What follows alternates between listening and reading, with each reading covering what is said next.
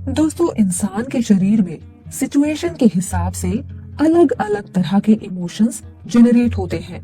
इन emotions के लिए काफी हद तक सिचुएशंस और हमारा सबकॉन्शियस माइंड रिस्पॉन्सिबल होता है, लेकिन हमारे कॉन्शियस माइंड के अंदर इतनी ताकत होती है कि वह हमारे किसी भी तरह के इमोशन को दरकिनार करके अपने गोल पर फोकस कर सकता है। दोस्तों, प्रोक्रास्टिनेशन यानी टाल मटोल भी एक तरह का इमोशन है जो हमें हमारे काम पर और हमारे गोल पर फोकस करने से रोकता है। और ज्यादातर इंसान उस टाल मटोल को रोकने के तरीके तक नहीं ढूंढता, क्योंकि टाल मटोल का इमोशन हमारे ऊपर इतना ज्यादा हावी हो जाता है कि हम पूरी तरह से अपने गोल से अपना फोकस हटा लेते हैं। तो अब ऐसा क्या करें जिससे हमारा मन हमें अलर्ट करे कि अब तुम्हें उठना चाहिए और काम करना चाहिए, और किस तरह से हम इस प्रोक्रास्टिनेशन को मात दे सकते हैं। इसके लिए हम आपके लिए लेकर आए हैं 17 एंटी प्रोक्रास्टिनेशन हैक्स की लिस्ट, जिसे हमने लिया है लेखक डोमिनिक मैन की किताब 17 एंटी प्रोक्रास्टिनेशन हैक्स से। ये हैक्स आपकी पूरी मदद करेंगे टाल मटोल को मात देने में। इन हैक्स की लिस्ट शुरू करने से पहले आप सभी से रिक्वेस्ट है कि आप हमारे YouTube चैनल को जरूर सब्सक्राइब कर लें, क्योंकि हम हर दिन एक नई किताब की समरी को अपने चैनल पर पोस्ट करते हैं, जो कि आपके लिए लाइफ चेंजिंग साबित हो सकती है। तो चलिए शुरू करते हैं इस किताब की समरी को।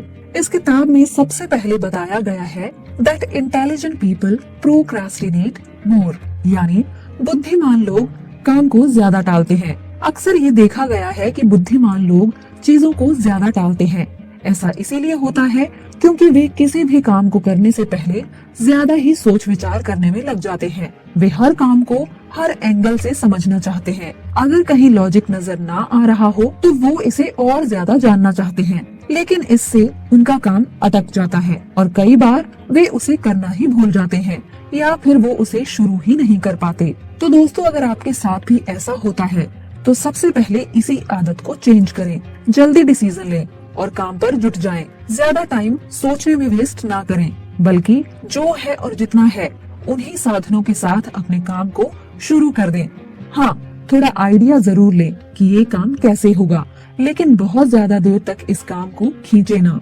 अगर आप इस काम को खींचते रहेंगे तो आप इस काम को ज्यादा देर तक नहीं कर पाएंगे, या हो सकता है कि आप इस काम को शुरू भी ना कर पाएं। इसके बाद लेखक कहते हैं फोकस ऑन फर्स्ट स्टेप, यानी पहले कदम के बारे में फोकस करें।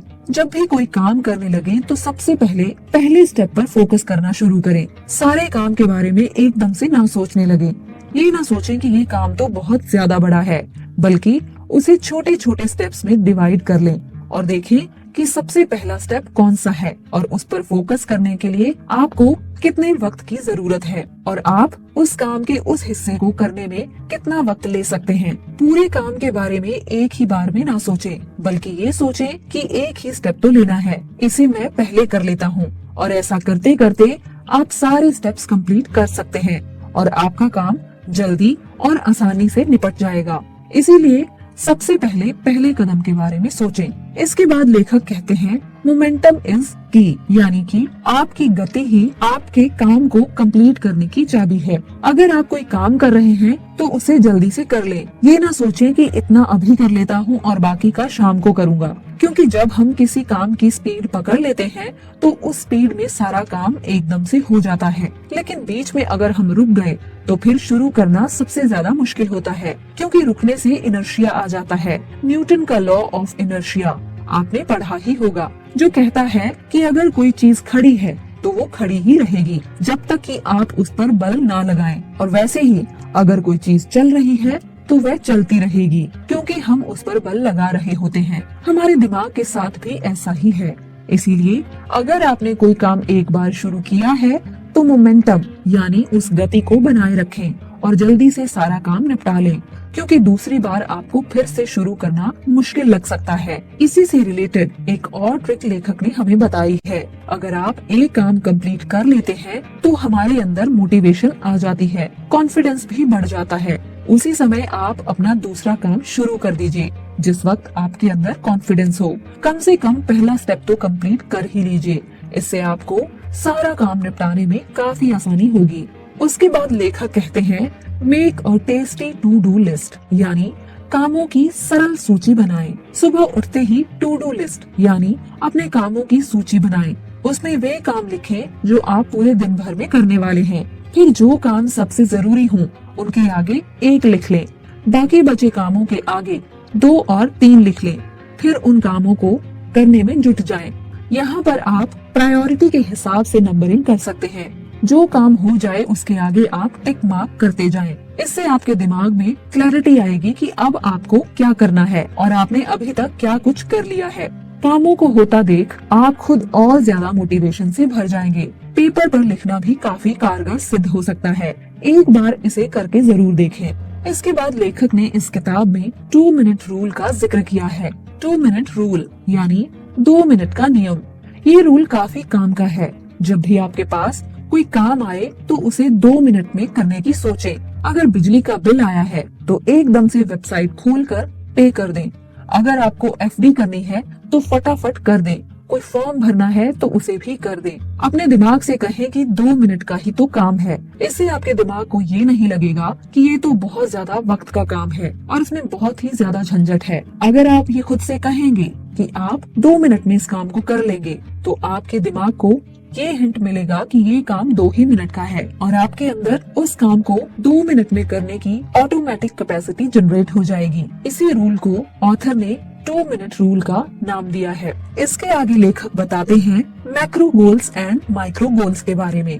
यानी आप बड़े गोल्स और फिर उनके आगे छोटे छोटे गोल्स बनाएं। अगर आपका कोई काम बड़ा है तो आपको मैक्रो गोल्स बनाने होंगे यानी बड़े गोल्स बनाने होंगे और फिर उनके अंदर माइक्रो गोल्स यानी छोटे गोल्स बनाने होंगे। मान लीजिए आपको एक YouTube चैनल शुरू करना है तो कम से कम आपको 1 साल लगेगा। तब जाकर कहीं आपका YouTube चैनल फेमस होना शुरू हो जाएगा। इसके अंदर आपका मैक्रो गोल बनता है लगभग 1 साल तक वीडियोस पोस्ट करना और इसके अंदर माइक्रो गोल बनता है हर दिन या हर हफ्ते में 2 या 3 वीडियोस को पोस्ट करना। तो इस तरह से आप अपने काम के हिसाब से देख लें कि आपके मैक्रो गोल्स क्या हैं और उस कैटेगरी के अंदर आपके माइक्रो गोल्स कौन से हैं। यही फैक्टर डिसाइड करेगा कि आप सफल लोगों की कैटेगरी में आएंगे या फिर नहीं। जो लोग सफल होते हैं वे अपने आप को गोल अचीव करने के लिए हर दिन मोटिवेट करते हैं और सफल होने वाले लोग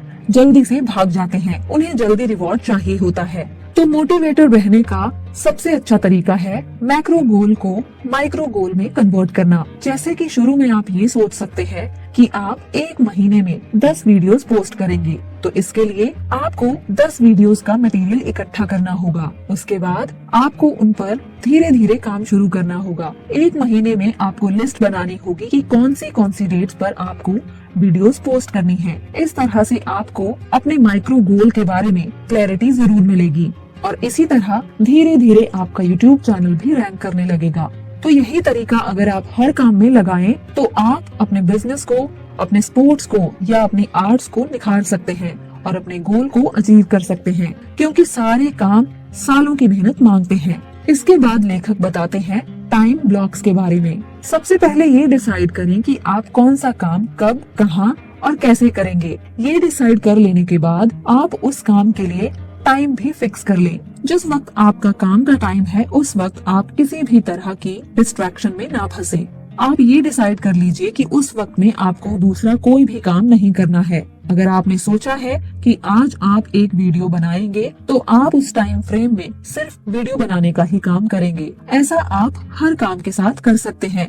हर काम के लिए टाइम फिक्स कर लें। आप चाहें तो कैलेंडर पर भी मार्क कर सकते हैं या फोन पर अलार्म भी लगा सकते हैं। उस काम के समय में सिर्फ वही काम करें। इससे आप कभी भी काम को टाल नहीं पाएंगे और वह समय से कंप्लीट भी हो जाएगा। इसके आगे लेखक कहते हैं बट इन चेयर वर्क। यहाँ पर लेखक बताते हैं कि आपको इस तरह से सोचना है कि मैं 1 घंटे तक कुर्सी पर ही चिपक कर बैठा रहूंगा और अपना काम करता रहूंगा। ज्यादातर लोग कभी भी चेयर पर बैठकर लगातार काम नहीं कर पाते। कभी कभी वे इधर उधर घूमते हुए नजर आने लगते हैं। उन्हें बैठना बोरिंग लगता है, लेकिन आपको ये आदत बदलनी होगी। आपको गंभीरता लानी होगी। हर समय मस्ती मजाक भी अच्छा नहीं होता।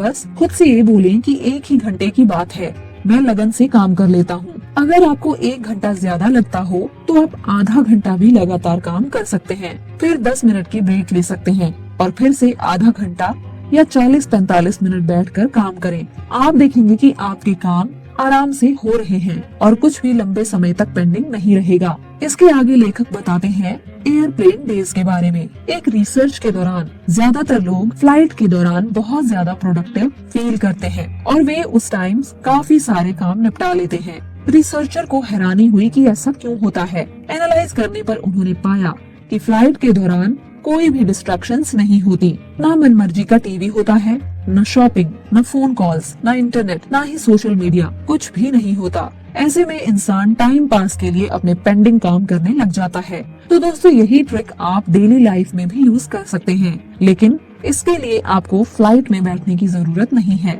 आप अपने घर में बैठकर भी इन डिस्ट्रैक्शन से दूर रह सकते हैं। लेकिन ये सब आपको सारा दिन नहीं करना है। जो टाइम आपने डिसाइड कर लिया है उस वक्त 1 या 2 घंटे आप हर तरह की डिस्ट्रैक्शन को एयरप्लेन मोड में रख दीजिए और पूरी लगन से वह काम कर लीजिए। उसके बाद जो भी मस्ती करनी है आप कर सकते हैं। इसके बाद लेखक बताते हैं डिस्ट्रैक्शन टू डू लिस्ट के बारे में। हम कोई भी काम पूरा क्यों नहीं कर पाते? क्योंकि बीच में डिस्ट्रैक्शंस हो जाती हैं। हमारा ब्रेन मस्ती मजाक के दूसरे काम करना चाहता है। इसका ऑथर ने एक तरीका बताया है।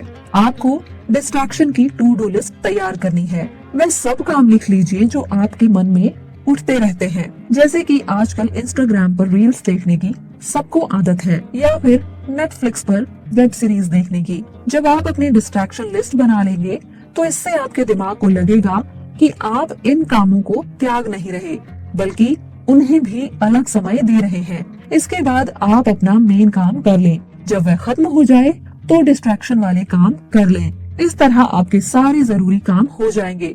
बस हर काम के लिए समय निर्धारित कर दें। इसके बाद लेखक बताते हैं मांस मेथड के बारे में। ऑथर ने किसी भी काम को लगातार 1 घंटा करने का एक नया मेथड सुझाया है। आप किसी भी काम को पहले 10 मिनट तक करें, फिर 2 मिनट का ब्रेक लें, जिसमें आप अपनी ईमेल या व्हाट्सएप चेक कर लें या बॉडी को स्ट्रेच कर लें। फिर से 10 मिनट तक काम कर लें और 2 मिनट का ब्रेक लें। ऐसा 5 बार करें। इस तरह आपके 60 मिनट कंप्लीट हो जाएंगे। इससे आपको अपना काम बोझिल नहीं लगेगा। आपका हार्ड वर्क भी इजी वर्क बन जाएगा। इसके बाद लेखक बताते हैं कि deadlines can be powerful. Deadlines बहुत पावरफुल होती हैं। वे हम पर थोड़ा प्रेशर डाल देती हैं। आपको पता ही होगा कि हम अपनी कॉलेज की असाइनमेंट 1 दिन में भी पूरी कर लेते हैं, जबकि उनके लिए 2-3 हफ्ते का वक्त हमें दिया हुआ होता है। शुरू में वह हमसे नहीं होती, लेकिन जैसे ही लास्ट डेट यानी उसकी डेडलाइन आ जाती है तो हम उसे फटाफट कर लेते हैं। डेडलाइन हमें मोटिवेट करती है, चाहे डर से ही क्यों ना करे, लेकिन हमें मोटिवेट जरूर करती है। लेकिन हमारे पर्सनल कामों के लिए भी कोई डेडलाइन देने वाला नहीं होता। इसीलिए आप खुद को डेडलाइन देना सीखें। मान लीजिए इनकम टैक्स का रिटर्न फाइल करना है, जिसकी लास्ट डेट 30 तारीख है, तो आप बस खुद से बोलिए कि 15 तारीख तक हर हाल में आपको ये फाइल कर लेना है। बहुत ज्यादा स्ट्रिक्ट डेडलाइन की जरूरत नहीं है, लेकिन फिर फिक्स्ड डेडलाइन को हर हाल में करने की कसम खा लीजिए। इस तरह आप कोई भी जरूरी डेट नहीं भूलेंगे। चाहे तो आप उस डेट का अलार्म भी लगा सकते हैं। आजकल तो अलार्म के लिए हमारा फोन हमारे हाथ में ही होता है। आपको पुराने जमाने की तरह अलार्म लगाने के लिए किसी अलार्म घड़ी की जरूरत नहीं होती। उसके बाद लेखक बताते हैं स्टॉप बीइंग अ परफेक्शनिस्ट, यानी आपको एकदम परफेक्ट बनने की कोशिश नहीं करनी चाहिए। कुछ लोगों में ये आदत होती है कि वे हर काम को बेहद परफेक्ट तरीके से करना चाहते हैं।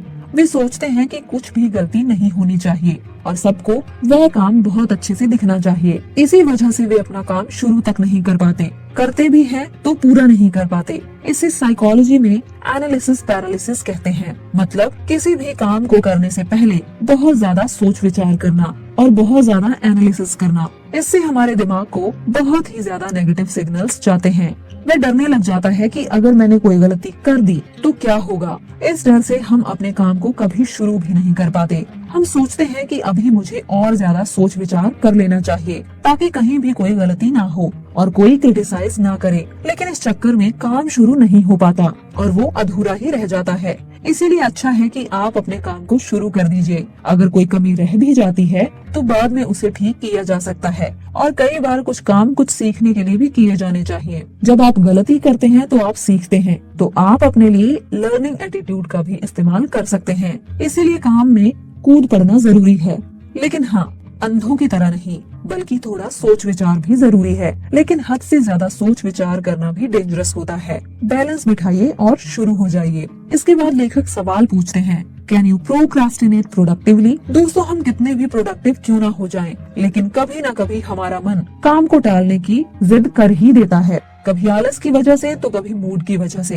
लेकिन ऑथर कहते हैं कि काम को टालना ही है तो प्रोडक्टिवली टालें, यानी कि आप पूरे काम को टालने की बजाय उसका थोड़ा सा हिस्सा जरूर करें। जैसे कि अगर आपका एक्सरसाइज करने का मन ना हो तो आप जॉगिंग कर सकते हैं, लेकिन पूरी तरह से उसे नहीं टाल सकते। आगे लेखक बताते हैं विजुअलाइजेशन के बारे में।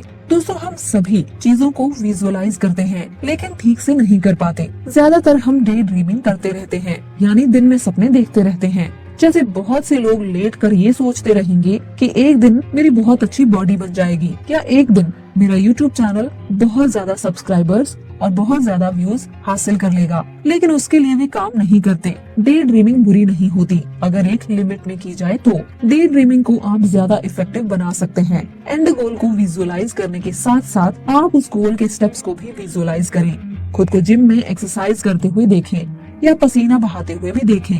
ऐसा आप किसी भी काम के लिए कर सकते हैं। अपने व्यवसाय के हिसाब से आप ऐसा किसी भी काम में कर सकते हैं। एक एक करके सारे स्टेप्स को विजुअलाइज करें। इसके बाद लेखक बताते हैं कांट वर्सेस डोंट। दोस्तों, कभी भी किसी काम के लिए नेगेटिव ना सोचें। कभी भी ये ना कहें कि मैं इस काम को नहीं कर पाऊंगा, बल्कि ये कहें कि मैं इस काम को करने की कोशिश कर सकता हूँ। लेकिन अगर कोई नेगेटिव आदत छोड़ने की बात हो तो आप कांट की जगह डोंट लगाइए। जैसे कि ये ना बोलें कि मैं स्मोकिंग नहीं कर सकता, बल्कि ये बोलें कि मैं स्मोकिंग नहीं करता हूँ, आई डोंट स्मोक। तो आपके कुछ शब्दों के बदलाव से भी आपके दिमाग में काफी असर पड़ता है। इसीलिए अपने विचारों में सही शब्दों का इस्तेमाल करें। इसके बाद लेखक बताते हैं आउटसोर्सिंग के बारे में। दोस्तों, अगर आप किसी काम को नहीं करना चाहते या आप उसमें एक्सपर्ट नहीं हैं, तो आप वह काम आउटसोर्स कर सकते हैं, यानी किसी और से करवा सकते हैं। इससे आपका काम टाइम से निपट जाएगा।